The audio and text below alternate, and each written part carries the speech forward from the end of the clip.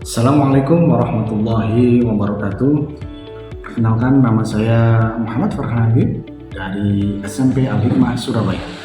Pada kesempatan kali ini saya akan melakukan praktik baik yang semoga apa yang saya lakukan ini bisa dijadikan referensi untuk Bapak Ibu sekalian dalam pembelajaran sehari-hari. Pada awal tahun pelajaran 2022-2023 pertama kali ketemu dengan anak-anak, saya merasa bahwa kelas ini sangat monoton gitu ya, kurang begitu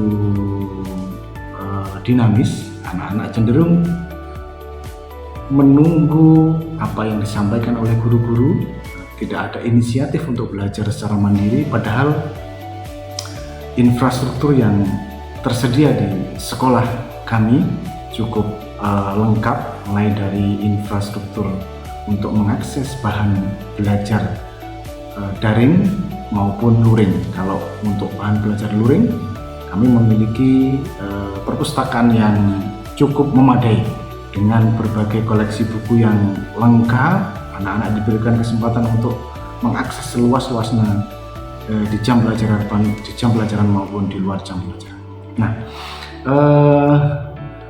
untuk mengatasi hal ini, saya memiliki beberapa kendala. Kendala yang pertama adalah mereka memiliki alat, gadget, laptop ataupun handphone yang bisa mereka manfaatkan untuk belajar. Namun mereka lebih banyak memanfaatkannya untuk kegiatan-kegiatan di luar pembelajaran. Misalnya dijadikan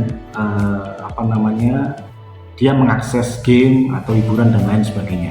Itu yang pertama. Kemudian yang kedua, mereka memiliki kecepatan belajar yang sangat berbeda-beda, sehingga disinilah tantangan yang saya hadapi. Nah, apa yang saya lakukan? Yang pertama, ketika sebelum memulai pembelajaran, saya melakukan tes diagnostik terlebih dahulu untuk mengetahui bagaimana profil belajar mereka. Itu yang pertama.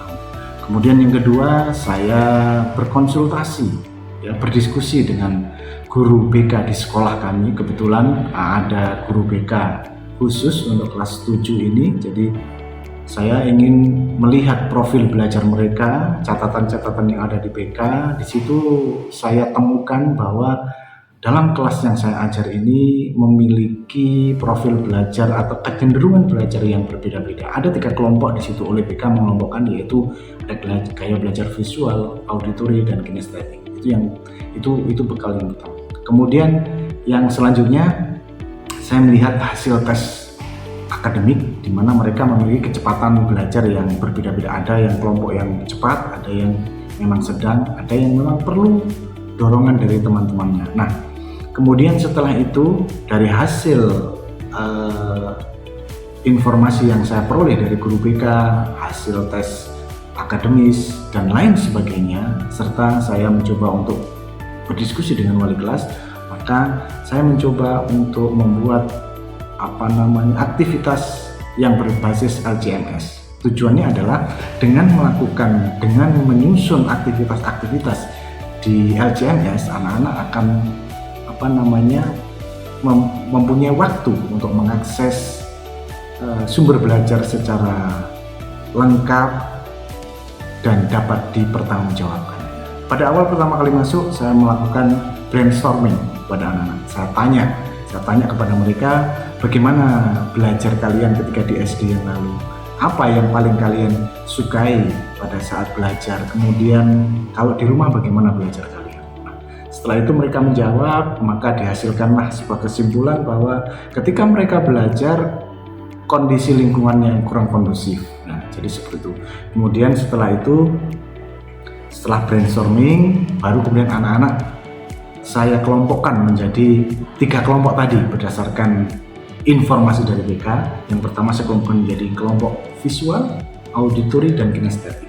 Di dalam kelompok itu anak-anak saya berikan kesempatan untuk melakukan aktivitas di LCMS yang sudah saya susun sebelum pembelajaran. Masing-masing kelompok bisa berinteraksi antara satu dengan yang lainnya. Mereka diberikan keleluasaan untuk mengakses sumber belajar baik luring maupun daring. Kebanyakan mereka akan memanfaatkan sumber belajar yang daring karena di sekolah sudah tersedia infrastruktur yang mumpuni. Nah, kemudian saya minta untuk presentasi, ya. Presentasi masing-masing aktivitas yang sudah dilakukan per kelompok tadi. Nah, selama kegiatan pembelajaran saya mengobservasi bagaimana keaktifan mereka, bagaimana kemudian inisiatif mereka, bagaimana mereka memanfaatkan sumber belajar daring tersebut, apakah mereka sudah memanfaatkan alat sesuai dengan fungsinya, ataukah mereka melakukan atau memanfaatkan alat-alat itu digunakan untuk yang lainnya.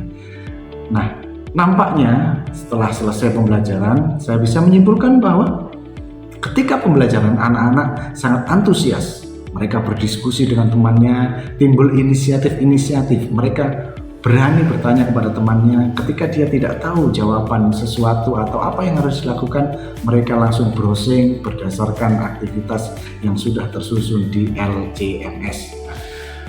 Pada akhirnya saat refleksi, saya bisa mengetahui bahwa anak-anak memiliki keterampilan untuk mencari sumber belajar secara luring sangat baik. Mereka bisa mencari referensi yang berbasis web yang dapat dipertanggungjawabkan. Kemudian ada juga mereka yang pergi ke perpustakaan.